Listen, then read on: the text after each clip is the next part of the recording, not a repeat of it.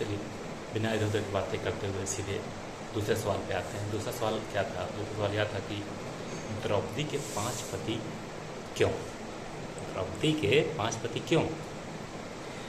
पक्षियों ने द्रौपदी के 5 पति होने के विषय में वर्णन करते हुए जैमिनी ऋषि से कहा, हे ब्राह्मण, एक बार प्रजापति त्वष्टा के पुत्र तीसरा नीचे की तरफ मुख करके तपस्या कर रहे थे। एक बार प्रजापति त्वष्टा के पुत्र त्रिशिरा नीचे की तरफ मुख करके तपस्या कर रहे थे। त्रिशिरा की इस कठिन तपस्या को देखकर इंद्र डर गए एवं उसे मार डाला, जिससे इंद्र पर ब्रह्म हत्या का दोष लगा। इस कारण इंद्र का तेज नष्ट हो गया। इंद्र के इस पाप कर्म के कारण तेज धर्म में लीन हो गया एवं इंद्र तेज रहित हो गए।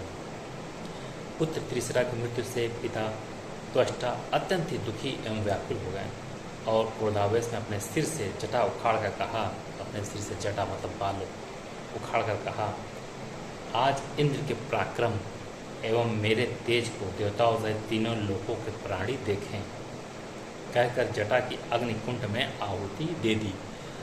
उस समय ही ज्वाला की मालाओं से युक्त अति विशाल काय, विशाल दाढ़ों से युक्त काजल के वर्ण का भयंकर रूप वाला वृत्तासुर नामक राक्षस उत्पन्न हुआ। जिस प्रकार बाण धनुष से छूटकर ऊंचाई की तरफ शीघ्रता से बढ़ता है, उसी प्रकार वृत्तासुर के दिन दुना रात चौगुना वृद्धि को प्राप्त होने लगा। वृत्तासुर इंद्र का वध करने का प्रयत्न करने लगा। इंद्र अपनी हत्या किए जाने के भय से अत्यंत व्याकुल हो गए थे, अतः उन्होंने मरीच्यादि आदि सप्त ऋषियों से वृत्तासुर के साथ समझौता करने का निवेदन किया। ऋषियों के प्रयास से वृत्तासुर एवं इंद्र के बीच मित्रता स्थापित हो गई, परंतु इंद्र ने छल किया। इंद्र ने छल किया। संधि की जो शर्त थी, उस शर्त की ताक पर रखकर धोखे से वृत्तासुर की हत्या कर दी। वृत्तासुर की हत्या के कारण इंद्र पर पुनः ब्रह्म हत्या का पाप लग गया, मतलब दूसरी बार लग गया। इस अपराध के कारण इंद्र का बल वायु देव में प्रविष्ट कर गया और इंद्र बल रहित भी हो गए। फिर इंद्र ने अहिल्या के पति गौतम का वेश धारण करके अहिल्या के साथ बलात्कार किया। उसी क्षण व्यभिचारी इंद्र की सर्वांग सुंदरता निकलकर अश्विनी कुमारों में प्रवेश कर गई। फिर दैत्यों ने इंद्र को सभी प्रकार से दुर्बल जानकर उन्हें परास्त करने के लिए राज परिवार में जन्म ग्रहण किया। दैत्यों के भार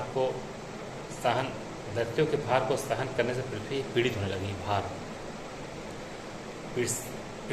लगी। वह सुमेरु पर्वत पर देव सभा में गई और दैत्यों के भार से मुक्त कराने के लिए देवताओं से प्रार्थना की।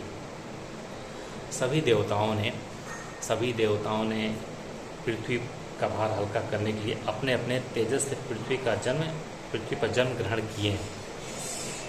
इंद्र से तेज निकलकर धर्म में प्रविष्ट कर गया। उस तेज को धर्म ने कुंती से संपर्क कर उसके गर्भ में स्थापित किया, जिससे महातेजस्वी राजा युधिष्ठिर उत्पन्न हुए। ठीक इसी प्रकार पवन देव के द्वारा कुंती के गर्भ में स्थापित बल से भीम का जन्म हुआ। इंद्र का आधा बल जो बचा था, उसके द्वारा स्थापित कुंती के गर्भ से अर्जुन का एवं इंद्र के रूप से युक्त दोनों अश्विनी कुमारों द्वारा माद्री के गर्भ से नकुल एवं सहदेव का जन्म हुआ। इस प्रकार इंद्र ने ही इन 5 पांडवों के रूप में जन्म लिया। इंद्र के ही रूप थे, हर अंश का अपना अलग अंश था। 5 पांडवों के रूप में जन्म लिया।